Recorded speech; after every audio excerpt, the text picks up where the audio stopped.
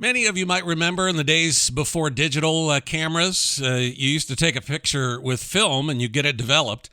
Then you get that picture back. If you were to take a picture of that picture and then get it developed, and then take a photo of that picture and get it developed, each time you do, it loses a little quality, gets a little grainier. Same thing happens with audio recordings. And the same thing happens with your ideas as well. If you're just working on copying somebody else, you're not going to do it as well as they are. Instead, we should use our creativity, use that God-given inspiration and do something new to change the world. That's what we're talking about with my guest, Stephanie Melish, on today's One Simple Thing. It's time to build a better business by building a better you. This is One Simple Thing. Welcome to the show. Dave Kirby with you once again as we get back into conversation here with Stephanie Melish. She is the author of the book Bank Your Mistake. She's also a CEO, a public speaker, and a certified business coach. Stephanie has put together 10 common business practices that you can change and turn them into instant profits in your business. Instead of them hurting you, they'll actually help you if you just make a few simple changes. If you'd like to pick up a copy of the book, again, it's called Bank Your Mistakes. Just go to our website, onesimplethingonline.com. Click on the banner. You'll see it there on the right-hand side of the page for Stephanie Melish, and you can get your copy of her book, Bank Your Mistakes. Again, that's at onesimplethingonline.com. Let's get to the show. Stephanie, welcome back here to the One Simple Thing podcast. Thank you. Yeah, I'm really grateful to have you here. Your book is called Bank Your Mistakes, How to Convert 10 Common Business Practices into Bigger Profits Instantly. We've already talked about a couple of the mistakes that you list out in your book. The first was trying to be superhuman, right? What does that look like? Oh, man, that's when you're trying to do everything and be everything to everyone, and it's just a no-win situation. Yeah. And so you recommended that we offload where we can, that we find resources to be able to help us so we don't have to do everything. On the last episode, it was about setting the wrong goals. That's a mistake that you talked about, and I think you have an interesting perspective on goal setting, and it goes all the way to the end of our lives. Yeah, I think that when you start at the end and work backwards, you get a much more clear vision, and it makes you drive a little bit differently towards that end game, which to me is your legacy. Today, we're going to talk about mistake number 8 in your book, and there are 10 of them. We can't cover all of them, and certainly recommend you pick up the book. By the way, love the way the book is arranged. It's such a simple read. You lay out the case, like here's the mistake, here's why you're making it, and here's what you can do about it, basically, right? Yeah, it made it really easy for me to get the writing out, but also I thought this is an easy way for people to digest it. And the end goal with anything that I do is that it causes action. I just want people to take action. There's a banner ad on the website, onesimplethingonline.com. You can click on it and get your copy. So let's get into this one. Mistake number 8, being a copycat instead of a unicorn. I'm intrigued by the title of that chapter. It's definitely one of my favorite chapters in the book.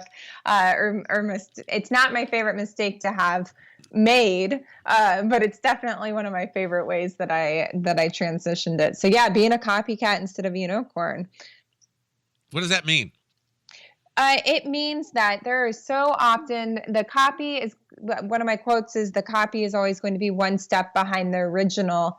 And it is just in a nutshell all about, if you are in the business of copying, emulating, duplicating what everybody else is doing, that's just a sad way to be running your business, and that you're not going to win that way. But when you strive to be yourself, the unicorn within you, to be unique, different, and really strive towards that every single day, that's when you start winning. So why do we resort to copycatting? Well, if you're lazy, that might be one reason. Sometimes it's a lot easier to just do what's already been done, to try and just emulate and copy. Kids are really good at that. They see what's being done and they go and they copy, and that's great. They're learning that way. But a lot of times it's because you're copying things because you don't believe in yourself. You don't believe that you have originality. You are scared that people aren't going to like you. Unfortunately, there's so many people want to please everybody else. And so they think if they're themselves, if they're authentic, then people aren't going to like them. And they think that's the worst thing on earth. I totally do not align with that way of thinking. I'm actually sometimes I find it a compliment sometimes if people, not that I like people to like me, don't get me wrong, but it's okay if they don't. I have mutual respect for them if they say, hey, you're not really my cup of tea, and I go, that's fine, I drink coffee. So well, to echo your point, I think a lot of us look at innovation or starting something new, and we look at Elon Musk or the late Steve Jobs or whatever, and go, well, those are the guys, the ones that innovate. I'm not an innovator like that. But we fail to recognize our own creative genius that resides in all of us.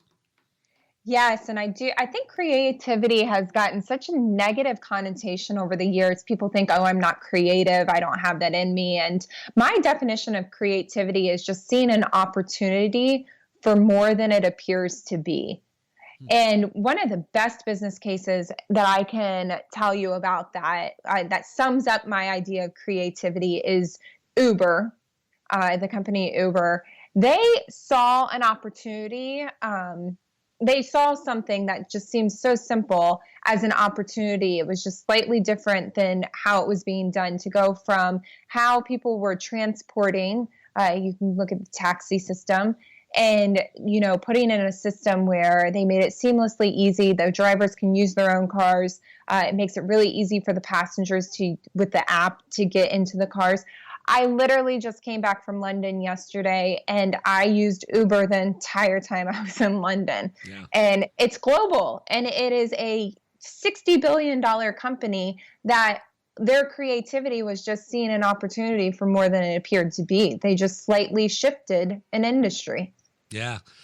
So now when we talk about copying, there's copying word for word, right? And then there's also kind of this idea of seeing a particular industry or a particular business or a concept and saying, well, I can do that better, or I see this hole in that system and I can improve on it and make it better. That's still innovating, isn't it?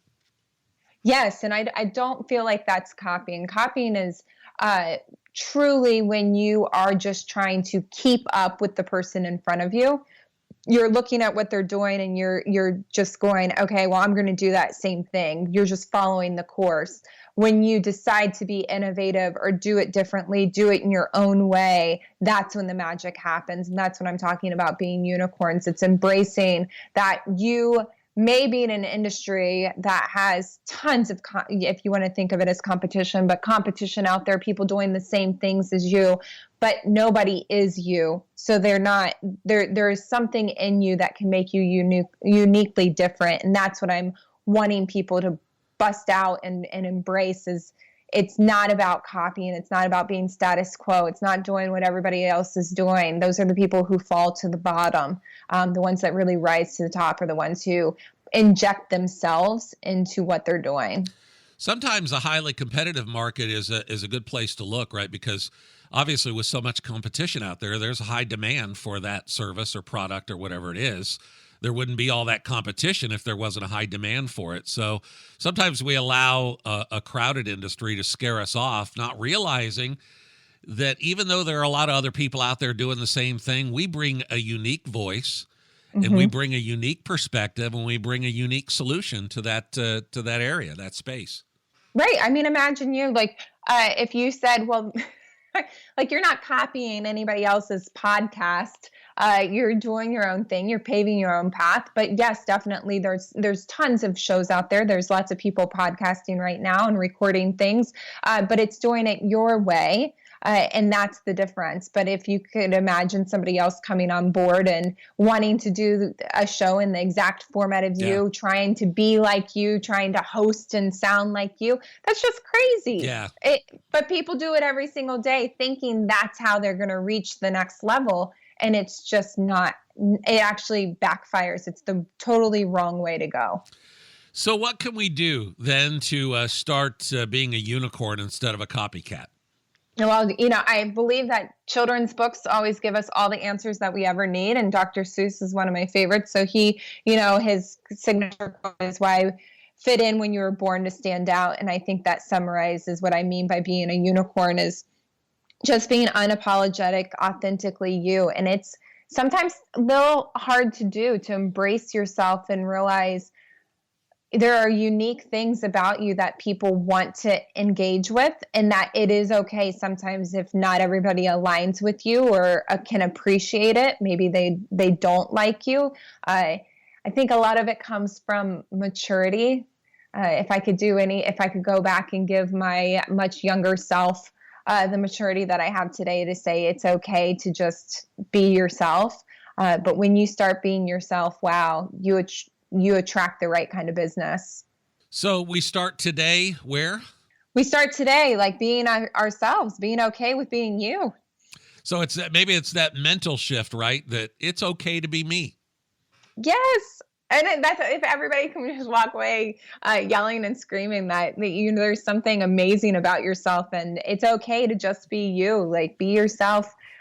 You will, one, be so much happier, but two, you will start to attract the right kind of people to do business with, and your business will grow, I promise. Wonderful. Hey, Stephanie, thank you again for being here today. We'll tell everybody how they can pick up a copy of your book in just a minute here, but thanks again. Looking forward to the next one. Thank you. Stephanie Melish, again, thank you for being on the show today. Her book is called Bank Your Mistakes. You can get a copy. Just click on the banner ad when you go to onesimplething.online.com. You'll see it on the right-hand side of the page, or at the top of today's show notes for episode 578. You'll see the same banner there, and you can pick up your copy of Bank Your Mistakes from Stephanie Melish.